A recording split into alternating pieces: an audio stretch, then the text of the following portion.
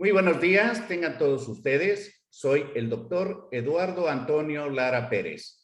A nombre de la Academia Mexicana de Pediatría y la Fraternidad Médica por la Salud, Médicos Unidos por México, les doy la más cordial bienvenida este martes 18 de enero del año 2022, en el que nos van a acompañar unos expertos infectólogos para esta plática del día de hoy.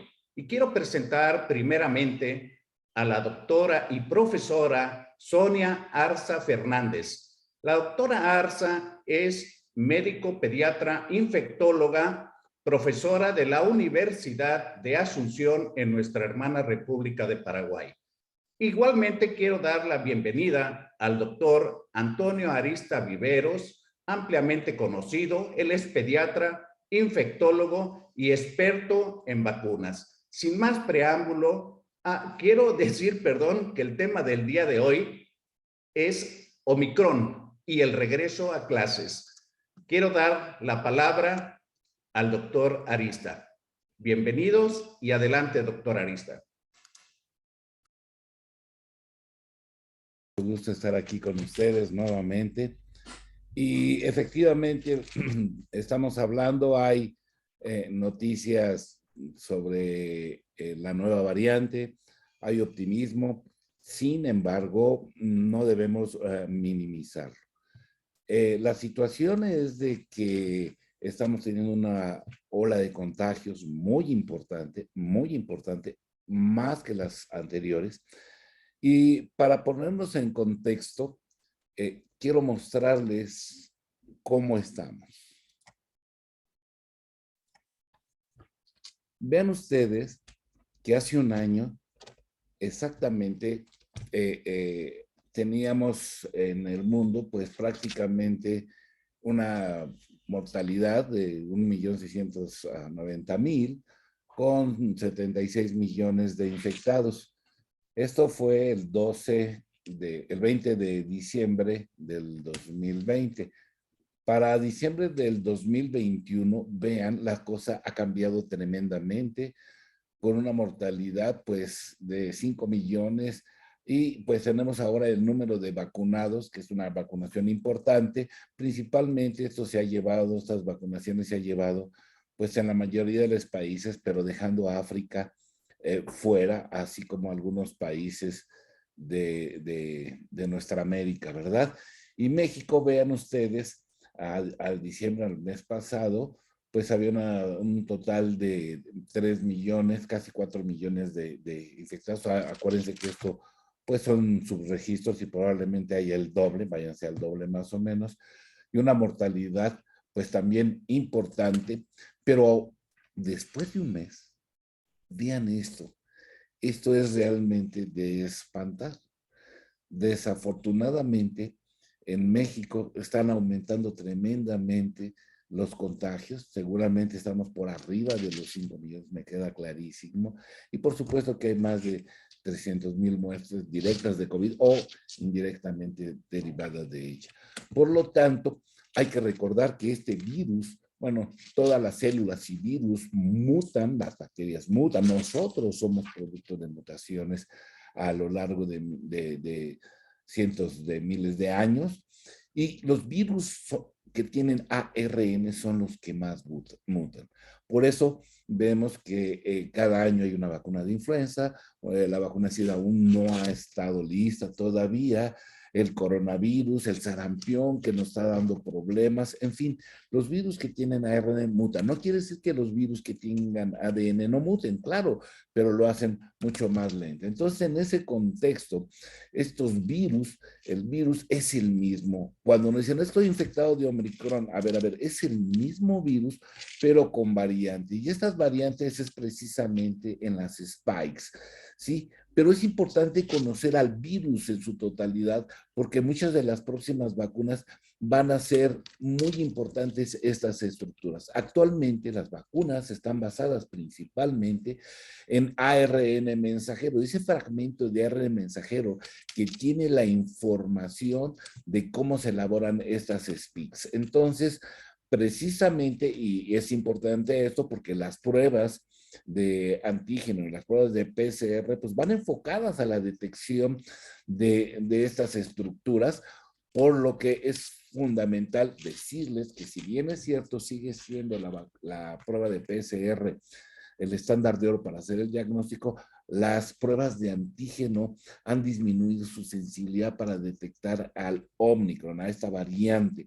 Y esta variante justamente es en las spikes, que ya como ustedes saben, es la llave, estas spikes, para entrar a nuestras células, y la cerradura pues son los receptores de esa enzima convertidora de angiotensina 2 de nuestras células que le van a permitir la entrada a estos virus. Y hay que tomar en cuenta que los anticuerpos se forman precisamente contra estas proteínas. Y si estas proteínas están mutando, cabe la posibilidad de que las vacunas puedan no ser tan eficientes como esperamos. Y además de que este virus ahora es más eficiente para infectar.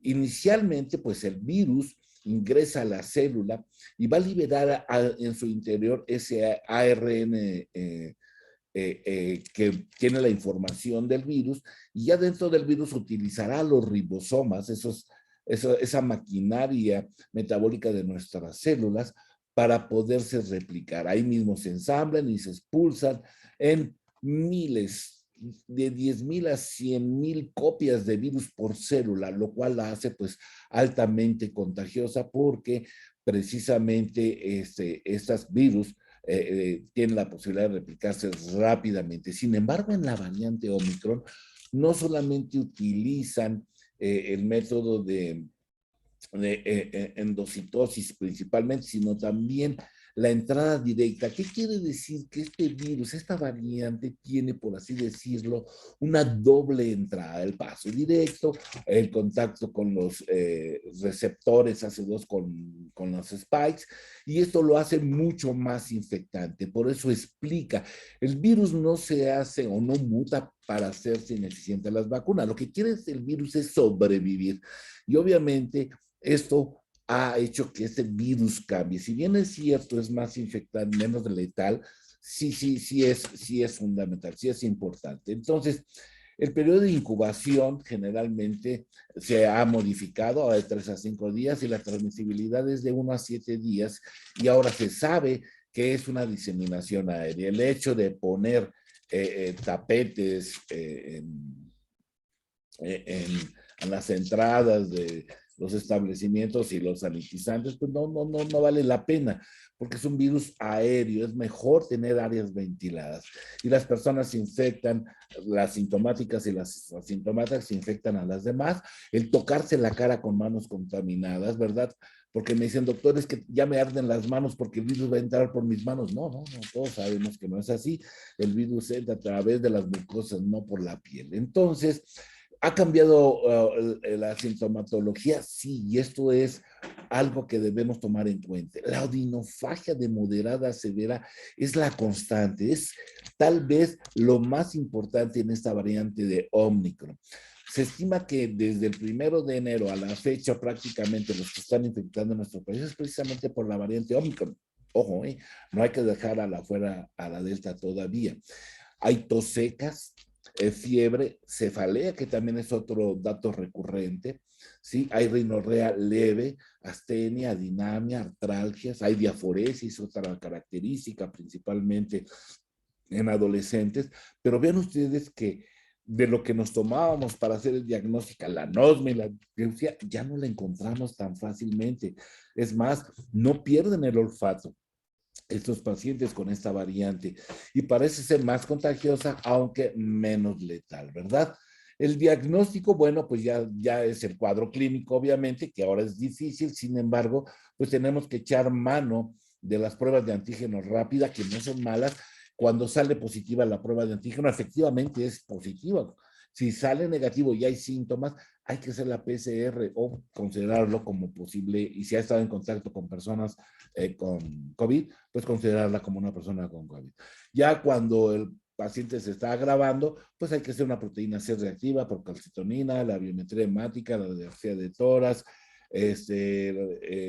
pruebas de ELISA, paneles moleculares, el dímero de Rey, etcétera, todo lo que ustedes ya conocen, en donde pues ahora actualmente pues las pruebas de antígeno que se están utilizando de una manera muy importante, sí, efectivamente nos ayudan a detectar rápidamente los casos de COVID.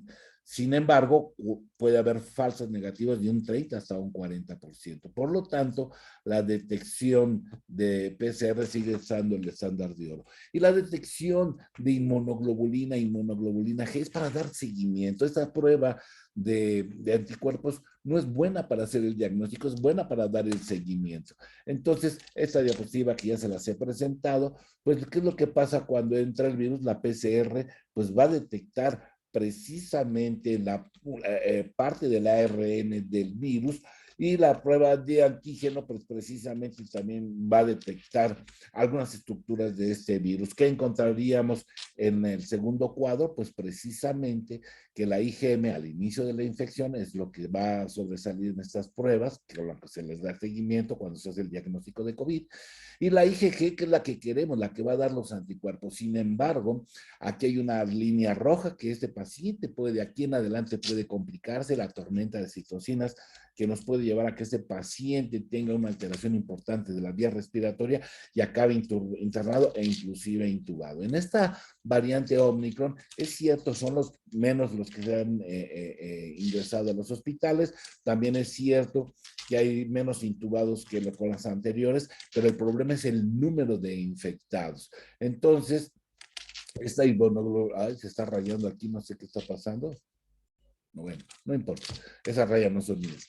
Y la IgG, la inmunoglobulina G, es la que definitivamente es la que esperamos y que nos está diciendo que ese paciente ya brincó la infección y que hay anticuerpos para sobrevivir. Entonces, ¿cómo se debe hacer estas pruebas? Bueno, pues la PCR tempranamente vamos a tener este método confirmatorio, y las pruebas de antígeno pues sí van a ser importantes, pero acuérdense de ese 30-40% de falsos negativos, y si hay sintomatología pues hay que hacer PCR. Y la IgG y la IgM es para dar seguimiento. Pues bien, ahora con las variantes de SARS-CoV-2, bueno, los cambios que se tienen pues es el potencial de afectar precisamente a las variantes de preocupación. Estas variantes de preocupación, ¿qué pueden afectar al individuo? Bueno, van a afectar su transmisibilidad o virulencia, van a afectar la susceptibilidad a la respuesta inmune natural o la inducida por vacunas. Acuérdense que se está modificando el spike.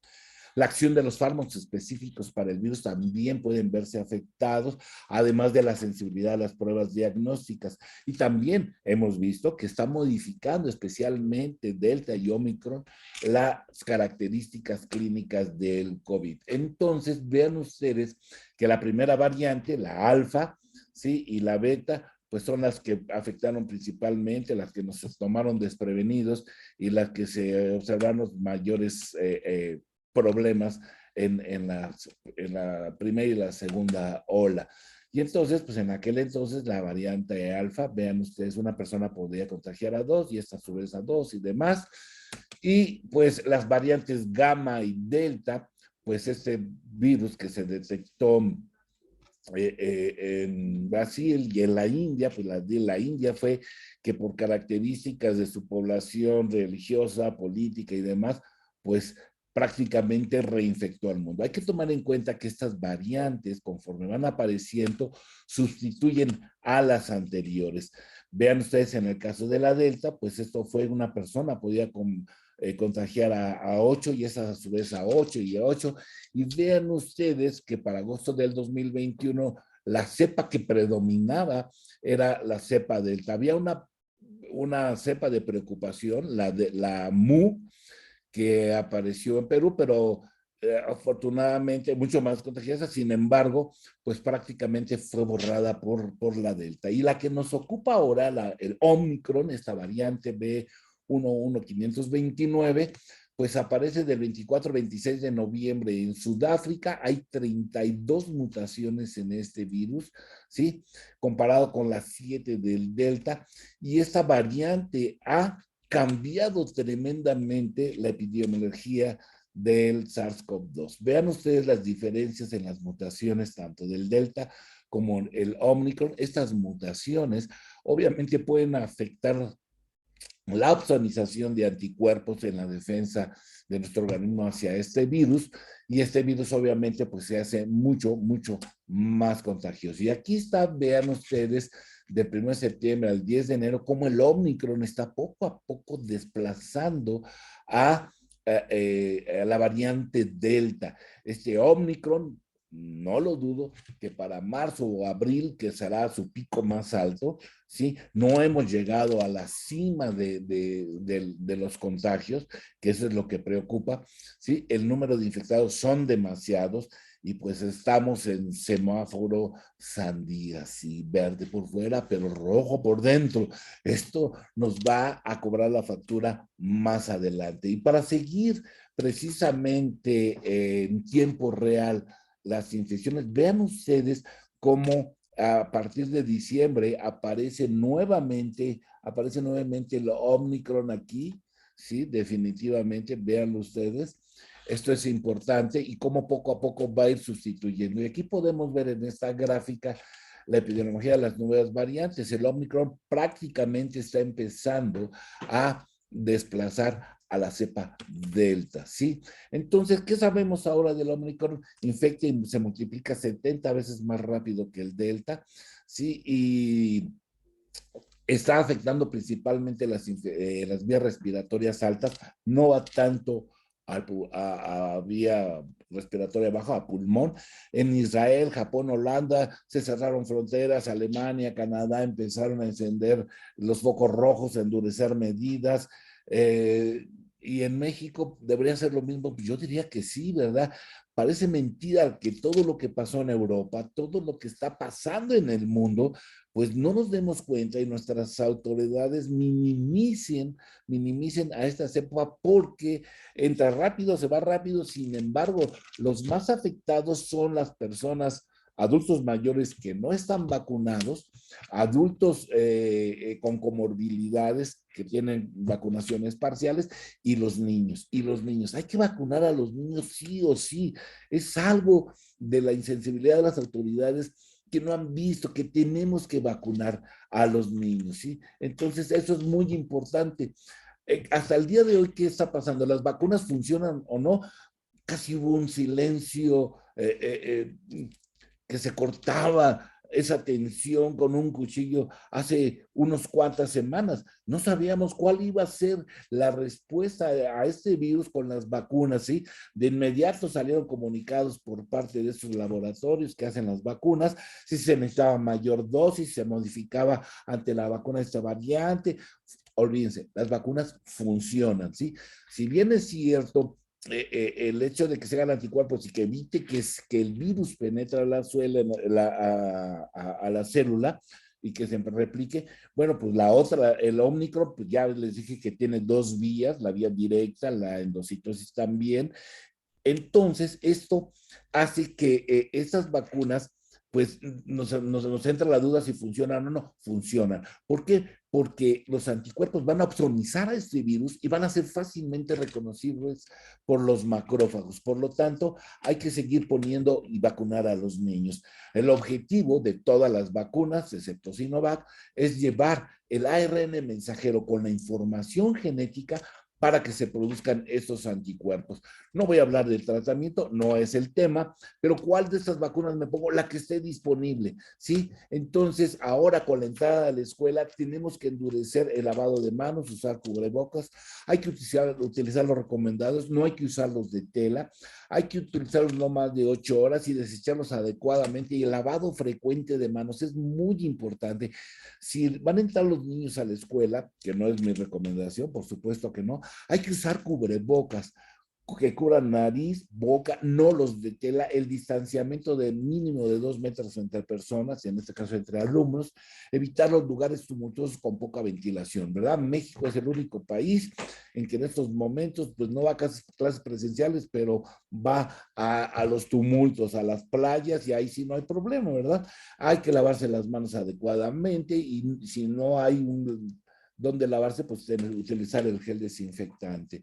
Sí, esto es muy importante, que cuando se vaya a estar expuesto, pues inclusive el utilizar doble cubreboca y utilizarlo bien. El hecho de que se estén tocando el cubrebocas y luego tocarse la cara, bueno, pues es mucho más fácil contagiarse. Cuando una persona está bien protegida, ambos tienen cubrebocas de buena calidad, la posibilidad de contagio es del 1.5%. Recuerden que este Omicron es mucho, mucho más eficiente. Y no es cierto que a los niños no les pase nada, pero por supuesto, claro que hay síntomas graves que pueden afectar a los niños, sí, efectivamente, y esto lo vamos a ver con más frecuencia. Han empezado a salir una gran cantidad de artículos en donde se previene precisamente la enfermedad multisistémica inflamatoria. Eso es muy importante y que tenemos que estar los pediatras atentos a ellos. Entonces, ¿qué pasa con el cierre de las vacunas? Bueno, es cierto, el 80% no alcanzan el aprendizaje esperado según planea, y es verdad. El cierre prolongado de las escuelas afecta negativamente el aprendizaje. Eso no hay la menor duda. Aumenta la crisis de aprendizaje existente. Sin embargo, pues lo importante en este momento que estamos en pico, suspender las clases. Definitivamente. No sabemos hasta este momento hasta dónde vamos a llegar. Nos dicen que en México está vacunado ya el 80 o 90% de la población, sí, pero de la población adulta. Somos 127 millones de habitantes en México y hay más de 40 millones no vacunados, y me estoy refiriendo a los niños, ¿sí?, que están en edad escolar, 27 millones. Esto es importantísimo. Vean esta gráfica que la tomé del doctor Enrique Chacón en un estudio que él revisó. Vean ustedes una tabla predictiva, como aún, ¿sí?, en febrero no hemos llegado al pico. Esto es una predicción, pero probablemente este pico se alcance en marzo o abril, no lo sabemos. Es predecir justamente en relación a cómo se han comparado, cómo se comportó el Delta. Sin embargo, todavía todos los días estamos rompiendo récords. Por lo tanto, no se deben diferir las clases. ¿Qué hay que hacer? Vacunarnos todos. Y cuando digo todos, es todos. Los niños de 5 años en adelante, restringir la movilización, reuniones principalmente en los no vacunados, que contagian más que los vacunados, mascarillas, distanciamiento social, el transporte público, es muy importante, por los antros, bajarlos al 50%, que sean obligatorias los comprobantes de vacunación, ¿sí? Me dicen, oye, yo tengo el derecho de no vacunarme, sí, pero tienes el derecho de no vacunarte tú y que te pase lo que te pegue la gana a ti, pero no tienes derecho de transmitir el virus y que pueda ocasionar la muerte, principalmente de las personas vulnerables. Por lo tanto, yo sé que el hecho de que no se acude en este momento a la escuela va a retrasar la educación y la economía, me queda claro. Sin embargo, estamos poniendo en riesgo a nuestro futuro, y nuestro futuro son los niños. Ya se tienen los preparativos, lo vimos en una plática anterior, no me voy a detener en esto, y por lo tanto, la razón para vacunar a los niños, porque para acabarla de amolar, nuestros maestros tienen una vacunación parcial, apenas están poniendo la vacuna de refuerzo, que es la Moderna, pero tenían la CanSino, donde los mismos chinos dicen que deben ser 2 dosis, bueno, pues nada más tienen una, y pues hay que vacunar a los padres, abuelos no vacunados, los que tienen vacunación parcial, a los que tienen comorbilidades, y proteger a este personal de riesgo. Hay que limitar la circulación del virus para reactivar la economía y la educación. Así que aún así hay gente que no se quiere vacunar. Entonces, pues la mesa se va a poner interesante, porque sé que hay personas que están a favor de la presencia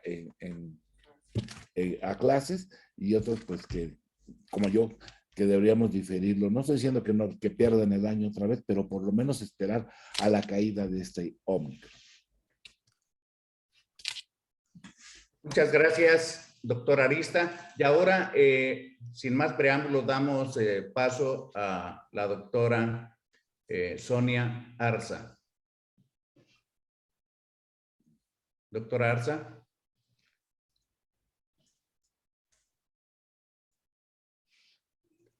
creo como esto es en vivo, posiblemente, y estaba en el hospital la doctora, tengo entendido, creo que ha de haber tenido alguna dificultad técnica, pero podemos, si te parece bien, Toño,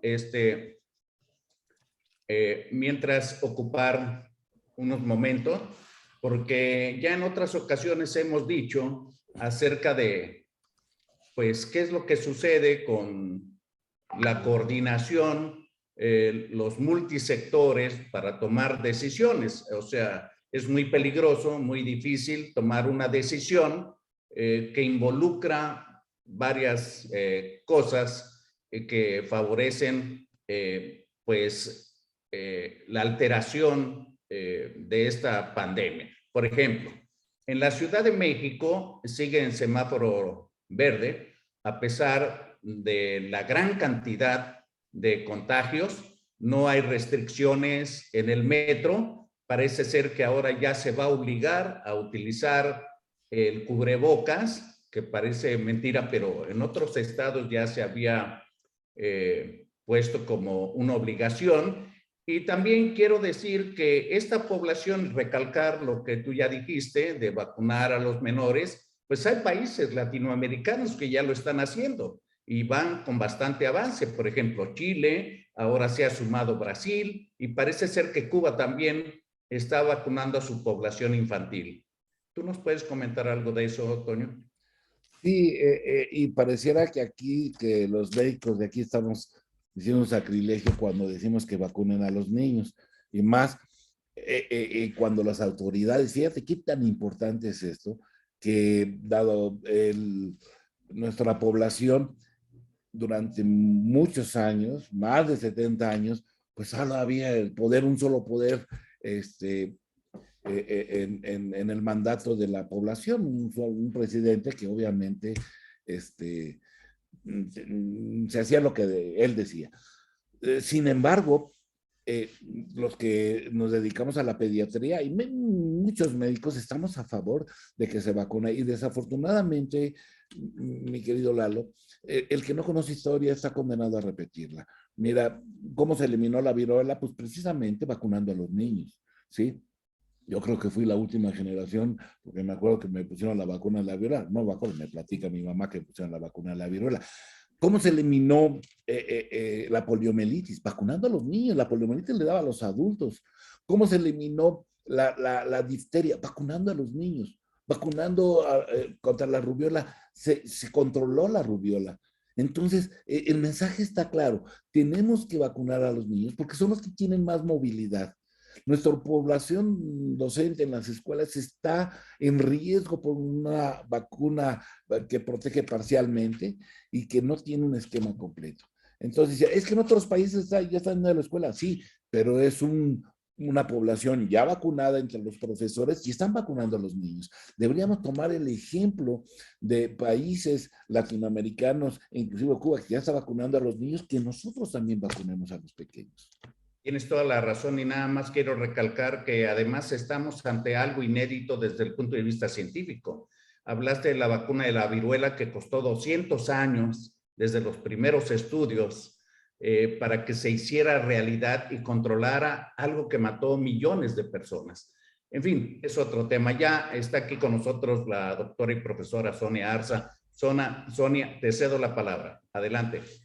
Bueno, muy buenos días a todos. Sí, tuve un pequeño inconveniente técnico, pero atentamente estuve escuchando lo que hablaba el profesor Arista, ¿verdad? Simplemente como él es el que dirige nuestra reunión clínica, quería aportar algunos datos en relación a la realidad que estamos vivenciando con Omicron. Creo que similar a México, en Paraguay también se minimizó mucho la llegada justamente de esta variante que no en vano es denominada de preocupación. En primer lugar, inclusive salieron voces paralelas, casi oficiales, diciendo de que era el fin de la pandemia y que el cuadro iba a ser un símil resfriado y que era importante salir a encontrarse con Omicron para poder llegar prontamente a la inmunidad de rebaño. Situación que en estos momentos, por supuesto, se desdice totalmente porque estamos viendo afectados no solamente en personas completamente vacunadas, sino que también estamos observando la búsqueda de los susceptibles y en ese sector encuentra, por supuesto, a los niños. Niños que en la casuística anterior, un año atrás, se hablaba de una tasa de afectación menor al 5%. En este momento, sin embargo, existe una saturación de nuestros servicios y hablo también por Argentina, porque también todo el tiempo estamos conociendo sus casos, saturación de los servicios de salud, aumento de cuadros respiratorios y fíjense que nosotros estamos en verano en este momento y el verano que vivimos en Paraguay son de temperaturas superiores inclusive a 42 grados, muy diferentes a lo que están viviendo en este momento en México. Entonces, un análisis que hago simplemente es que no podemos traspolar la realidad vivenciada en ningún punto geográfico al nuestro. Existen pilares importantes que hay que analizar. El primero de ellos es qué tanta o qué tan buena está la cobertura de vacunación contra COVID, contra SARS-CoV-2 en nuestros países o en nuestros territorios. El otro análisis que tenemos que generar es el apego a las medidas sanitarias, que está visto que, al igual que en México, así como acá en Paraguay, nos hemos desapegado plenamente a esas medidas sanitarias. El otro punto es justamente los niños que no están siendo vacunados, que las vacunas no llegan, que aparentemente serían cuadros autolimitados, etcétera, pero sin embargo estamos viendo una realidad completamente diferente.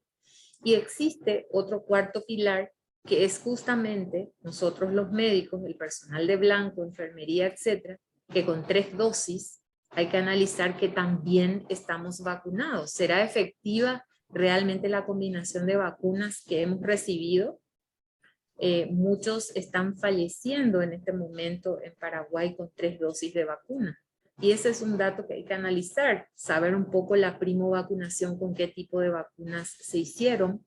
El refuerzo, sabemos que por ejemplo Pfizer contra esta variante pierde básicamente su eficacia.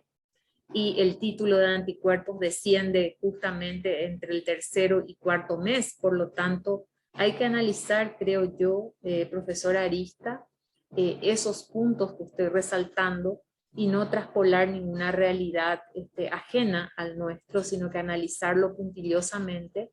Conocemos al enemigo, sabemos lo que le gusta y lo que no, por lo tanto es simplemente prevenir cualquier tipo de acción y no enloquecernos, generar caos, sino que al contrario, ya conociendo de antemano quién es SARS-CoV-2 o qué es SARS-CoV-2 y cómo se conduce, rectificar estos pilares que acabé de mencionar y avanzar, porque ya estamos vivenciando 22 meses continuos de pandemia y se suma a esto también el cansancio que ya tenemos el personal de blanco, físico y mental.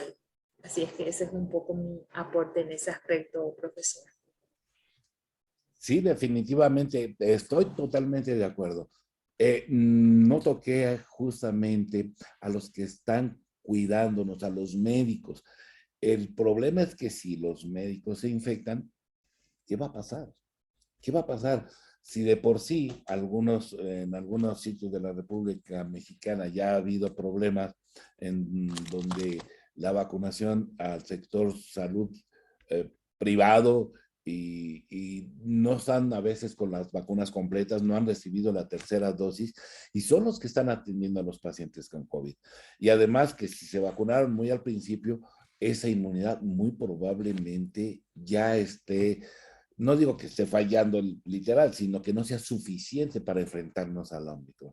Entonces es muy importante que lo primero que tenemos que blindar es precisamente al personal de salud y no solamente a los médicos, enfermeras, personal que trabaja en el salud, bueno, hasta los administrativos de los hospitales, porque es un engranaje que si se pierde, se para todo lo demás. Y eso no se ve. O sea, no nada más hay que vacunar a los médicos y enfermeras, no, hay que vacunar a todos los que están involucrados en un hospital, porque precisamente son parte de ese engranaje para que se pueda dar un mejor servicio, principalmente a los pacientes con mayores problemas en este momento. Yo quisiera participar diciendo que tenemos una serie de decisiones en casi todos los países, con algunas de las cosas que son variables obligadas. Número de fallecidos, número de hospitalizaciones, gente que demanda una atención de salud y pruebas diagnósticas. Tal pareciera que las decisiones de las secretarías de salud, pues en realidad se convierten en secretarías de la enfermedad. O sea, no se está pensando en los sanos, no se está protegiendo a los sanos, nada más se está tomando decisiones de cuántos mueren, de cuántos se hospitalizan, cuántos necesitan ventilador, y tal parece que girara alrededor de eso la promoción de la salud. No, la promoción de la salud es también poder ir a trabajar, generar dinero, mantener una familia, darle ciertos satisfactores, educar a los niños. O sea, todo eso forma parte de lo que es la salud pública. Pero tal parece que eso no se toma en cuenta. Incluso si no te pones grave y simplemente te enfermas, en el mejor de los casos te van a dar una incapacidad cada vez menor. No se toma en cuenta cuántos se infectaron en tu casa, que vas a tener que aumentar el gasto económico por esa razón, y lo que representa en molestias, en movilidad, en alteración de la dinámica de la familia y de la dinámica social. Y ya no digamos qué va a pasar con todos esos niños que se van atrasando, que se van atrasando en la escuela, en conocimientos, pero que además les falta el roce social. Hay niños que nacieron en la pandemia, que no saben de lo que son abrazos, convivencias, etcétera. Niños que ya iban al kinder y de repente, pues dejan de hacerlo. Y entonces, ¿cómo los vamos a readaptar a una vida social que es imperativa y necesaria en pleno siglo XXI? Entonces, yo creo que hay que tomar en cuenta otra serie de factores mucho más amplios, porque además la Secretaría de Educación Pública, y ya lo hemos mencionado porque estamos hablando del regreso a clases con esta cepa, pues no vemos claramente un plan. Hemos sugerido que se hagan planes regionales o locales, porque México, al igual que el resto de los países, pues es un mosaico de circunstancias. No es lo mismo enfermarse en la Ciudad de México, en Polanco o en el Pedregal, etcétera, que en Nezahualcóyotl o en Ecatepec, etcétera. Es otra serie de movilidad, otra serie de servicios, otro tipo de mexicanos que están sufriendo una serie de interacciones que se involucran en la decisión de que regresen los niños a clases.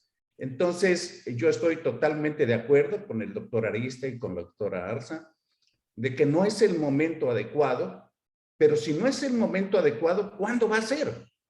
Bueno, pues el paso inicial es vacunar a la población para que no esté tan vulnerable, que se alteren lo menos posible todas las cuestiones de dinámicas de salud, sociales, económicas, y que se tomen decisiones multidisciplinarias, como ya lo hemos sugerido en otra ocasión, no decisiones solamente políticas, diciendo que no se le pone una vacuna a un niño porque le quita la oportunidad a un adulto mayor.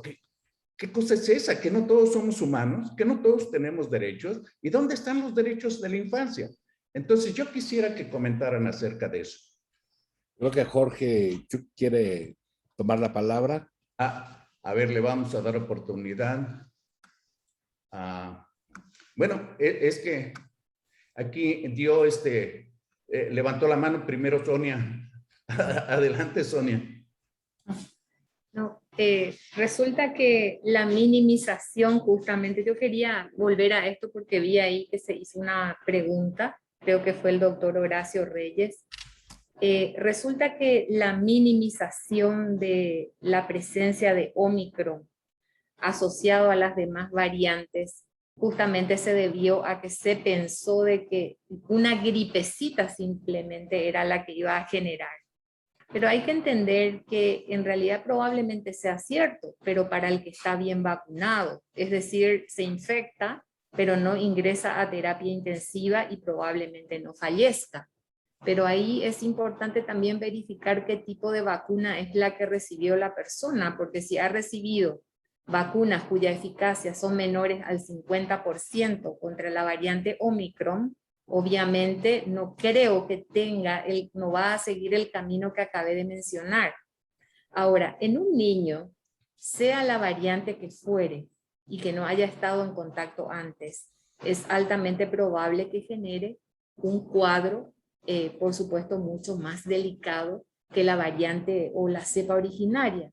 Lo mismo acontece en un paciente con comorbilidades. De hecho, estamos viendo fallecimientos en las casuísticas universales de casos que fallecen por Omicron. Ahora, comparativamente, por ejemplo, al P1 o Manaus, obviamente estamos hablando de una cepa un poco más buena, si pudiéramos darle un adjetivo calificativo. Pero sin embargo, yo creo ser prudentes en todo sentido, en lo que hablamos, en lo que emitimos y en la conducta individual para poder justamente frenar esto que está ocasionando estragos de vuelta en la colectividad, y estoy hablando de la saturación de los servicios de salud de nuevo por cuadros que a lo mejor podrían ser moderados, pero sin embargo por la falta de atención se terminan complicando y falleciendo, ¿verdad? Son situaciones que hay que analizar y quise resaltar simplemente eso ante la pregunta que se hizo, doctor Lara. Muchas gracias. Muchas gracias, doctora Arza. Definitivamente, pues estamos de acuerdo en que esta cepa es menos letal, pero es mucho más contagiante. Entonces, quiero ceder ahora la palabra al doctor Jorge Chuk, desde Guadalajara. Adelante, Jorge. Bien, buenos días a todos y un gusto escucharlos tanto a Sonia como a Toño. Siempre aprende uno mucho de todo lo que ustedes comentan. Y la pregunta sería, ya yéndonos a un plano práctico, por así decirlo, dijéramos que, digo, porque nos ha tocado aquí en Guadalajara, hay una alta incidencia particularmente de niños infectados, y hay ocasiones en las que, por ejemplo, una familia, que consta el papá, la mamá y el niño, por decir, resulta que tanto el papá como la mamá están contagiados con pruebas positivas. El niño todavía al menos no presenta datos clínicos, pero no hay dónde dejar al niño, por decir. O sea, son ellos nada más, viven en un departamento, viven en una casa, y no hay quien les pudiera cuidar el niño. Entonces, el niño ese pues, tiene que estar en casa con sus papás, pero están contagiados los dos. ¿Cuál sería en ese caso la recomendación para darles? Entiendo que en un momento determinado quizá también el niño pudiera estar contagiado ya por la convivencia con los padres, pero por el momento no presenta síntomas. Eso sería una pregunta. Otra pregunta sería algo muy similar, teniendo en consideración, por ejemplo, que son una pareja, un matrimonio, no tiene hijos, pero también los dos están contagiados con pruebas positivas. ¿Cuál también sería ahí la recomendación o aplicaría lo mismo en ambos casos? Bueno, mira, mi querido, lo hemos visto. De hecho, quiero compartirles en este momento, no sé cómo hacerlo, pero voy a intentar ponerlo en el chat. Una hoja de recomendación que yo les doy a mis pacientes cuando un integrante o dos integrantes de la familia está infectado, con las recomendaciones del distanciamiento, el uso de mascarillas, lavado de manos, etcétera, y cómo debe ser la habitación de la persona que está aislada. Es importante de que si ya tenemos a uno o dos integrantes de la familia infectados, los demás no se contagien, porque no sabemos cuál es al que no le va a ir bien. Eso es una. Hay que tener estas medidas de control. Otra, las personas que ya están infectadas, bueno, pueden estar hasta sin cubrebocas entre ellos y demás, mantenerse aislada, pero del resto. Es cierto, esta variante Omicron, a diferencia de la Delta, ya no es tan prolongado los 14, 18 días que se daban para que no tuviera contacto. Esto se ha reducido de 7 a 10 días. Es cierto, es un virus que entra rápido, sale rápido, si es que no deja complicaciones. A los que no les va a ir bien, obviamente van a acabar en el hospital. De hecho, tengo varios pacientes en este momento que son profesores, claro que esto es anecdótico, que son los que tienen una dosis de cancino y son los que se están viendo mal, que han requerido oxígeno. La mayoría de ellos han salido, afortunadamente, pero lo importante es que estas personas que están infectadas no contagien a más. Si van a estar infectadas, pues obviamente tienen que estar en un lugar. Yo sé que es muy difícil ahorita la situación económica, el tipo de vivienda en donde la mayoría de los mexicanos están, que son departamentitos pequeñitos y que no tienen la posibilidad de una habitación. Entonces, pues obviamente el dormir con cubrebocas en una sola habitación donde hay una persona es muy difícil, seguramente se van a contagiar. Entonces, estas recomendaciones, pues tenemos que hacerlas. A ver, déjame mandar, la voy a poner a ver si la puedo mandar acá. Sí, creo que sí me dio oportunidad. Es una recomendación en donde, pues, en parte mi hijo y yo los dimos para una empresa que para que se pudiera tomar en cuenta a las personas que están infectadas y cómo aislarlas.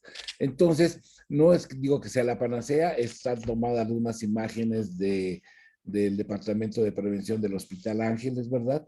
Pero vale la pena tratar de aislar a esas personas que están contagiadas.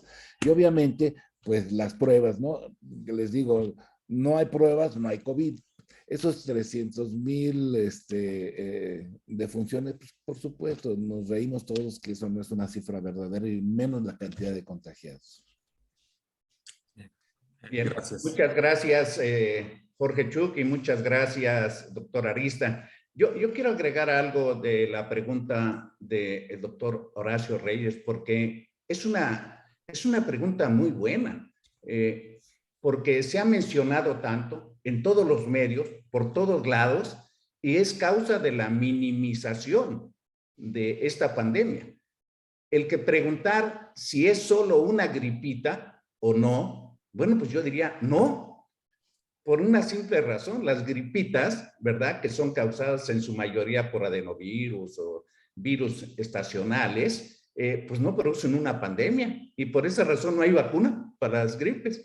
Pero es diferente con un padecimiento que produce una pandemia porque es contagioso. A algunos les va bien, a otros les va mal, etcétera. Ha producido una gran cantidad de mortalidad que no se veía, ni tampoco los contagios.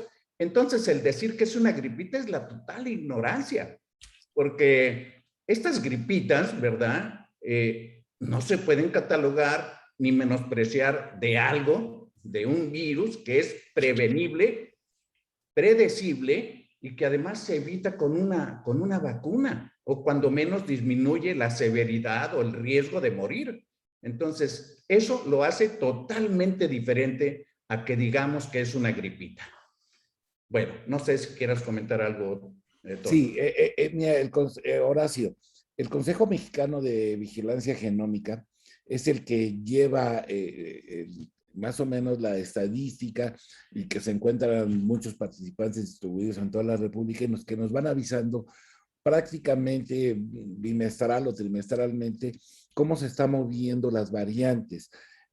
A nivel de consulta y demás, pedirle a un laboratorio que nos haga si es Omicron o no, pues lo considero incluso hasta ocioso. A veces el paciente está más preocupado de que si va a requerir oxígeno, que si va a requerir tratamiento.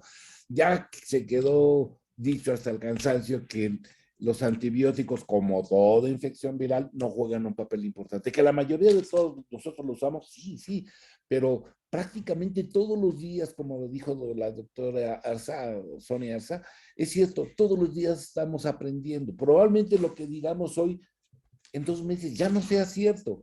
Y eso hay que puntualizarlo bien, porque si esta charla se ve en 2, 3 meses, nada más qué cantidad de cosas se dijeron que ahorita en este momento es lo que tenemos.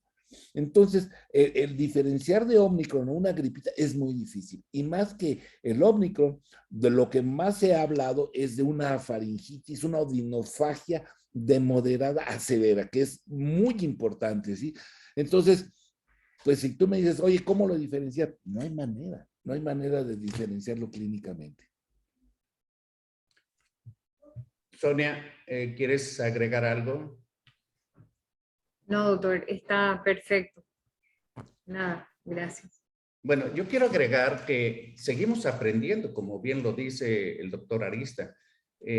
Ahora que está habiendo un repunte de casos positivos en jóvenes menores de 15 años, pues seguramente vamos a aprender más cuáles son las repercusiones al mediano y largo plazo de esta infección, que hemos visto casos, claro que afortunadamente son los menos, pero por ejemplo aquí en Jalapa hubo el caso de una niña de 12 años que al mes de haber padecido coronavirus presenta diabetes tipo 1 sin antecedentes diabéticos y es algo que la va a marcar durante toda su vida. Entonces, y hay reportes en Estados Unidos que también están contemplados como una complicación intermedia entre mediana y tardía de haber padecido COVID. Creo que nos hace falta todavía algo de tiempo, pero no podemos estar despreocupados, relajados, diciendo que es una gripita, ¿verdad? Si todavía no sabemos qué es lo que va a pasar. Esta pandemia se ha caracterizado por una rapidez de conocimiento, por una rapidez de información, por una rapidez desde el punto de vista tecnológico para poner soluciones a este reto tan grande de la humanidad. Y yo creo que es muy aventurado decir o opinar de que es algo ligero o algo hasta que no tengamos la certeza. Pero lo que sí es una realidad, que si no vacunamos a la población mundial, como lo hemos dicho en este mismo foro, y sigue circulando el virus, pues va a seguir produciendo diferentes cepas con comportamientos variables, impredecibles, y que no podemos pues prepararnos para eso hasta que lo tengamos encima y entonces tratar de ponerle solución.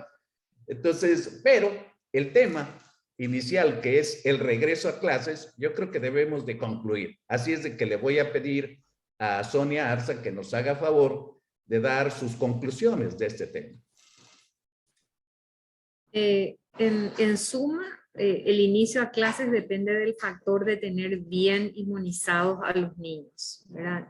Acá en Paraguay estamos con la decisión de vacunar a los niños. El regreso a clases está a la vuelta de la esquina, pero fíjense que aún no tenemos una sola dosis de vacuna para ellos.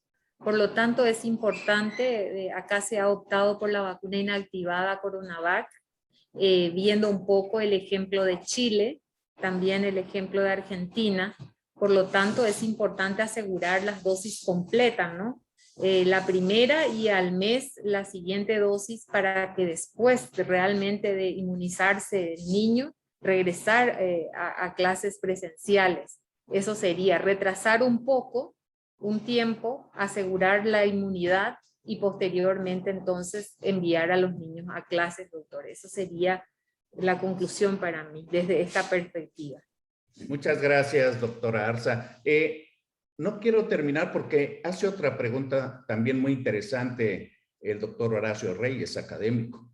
Dice, ¿por qué si ya estamos en un alza importante de casos, no han aumentado las hospitalizaciones de manera significativa y como en otros países?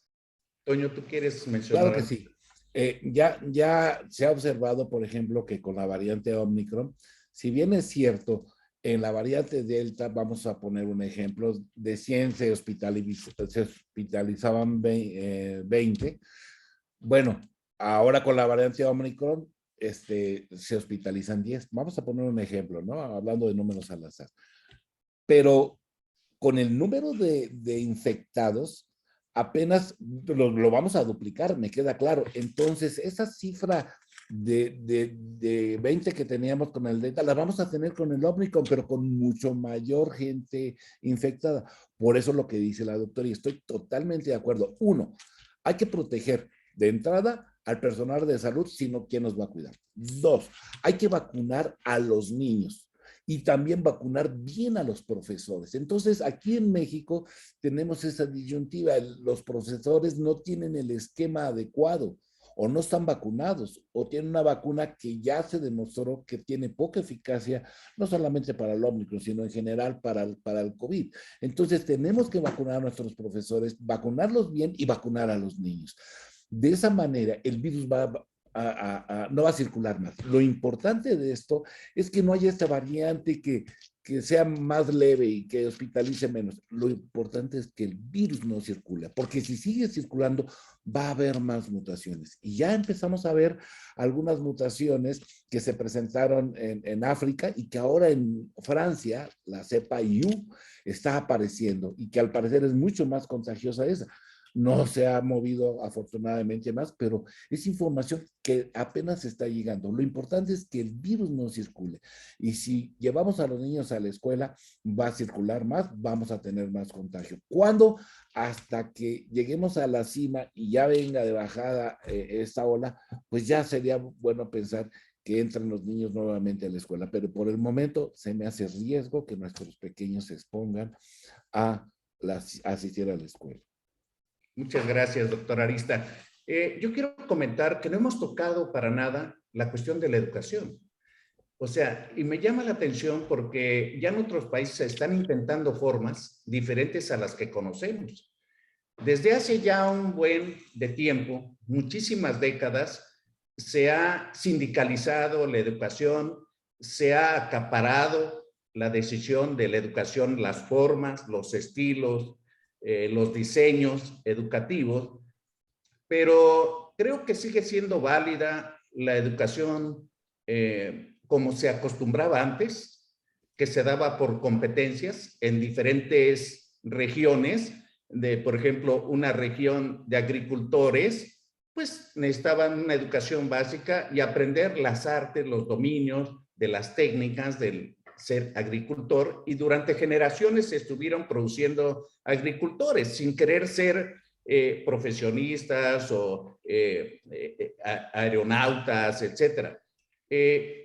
Yo creo que debemos de buscar otras formas de la educación. Ya vemos que la virtual es para un sector disminuido, con una gran limitación que es el efecto práctico, la práctica, las habilidades, las destrezas, no solamente estar frente a una pantalla, la comunicación, la convivencia, el diálogo, sobre todo. A lo mejor necesitamos por parte de los padres el protagonismo y los abuelos de la calidad. Creo que todos nosotros tenemos experiencias de aprendizaje que nos han servido durante toda la vida en cuestión de valores, en cuestión de conocimientos, en cuestión de técnicas o formas para buscar información, para tomar decisiones, etcétera, la preparación de la vida, que finalmente eso es la educación. Y creo que a lo mejor es el momento de que existan foros para buscar las soluciones ante una pandemia, de así como queremos una nueva normalidad, así también hacer una nueva educación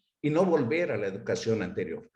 Yo creo que ese para mí sería el mensaje. Les quiero agradecer de parte de la Academia Mexicana de Pediatría, la Fraternidad Médica por la Salud, Médicos Unidos por México, a la doctora y profesora Sonia Arza Fernández y al doctor Antonio Arista Viveros. Muchas gracias por su participación y presencia a todos ustedes. Les invito a que vean este video en nuestro canal de YouTube de Médicos Unidos por México y que tengan un excelente día. Hasta pronto.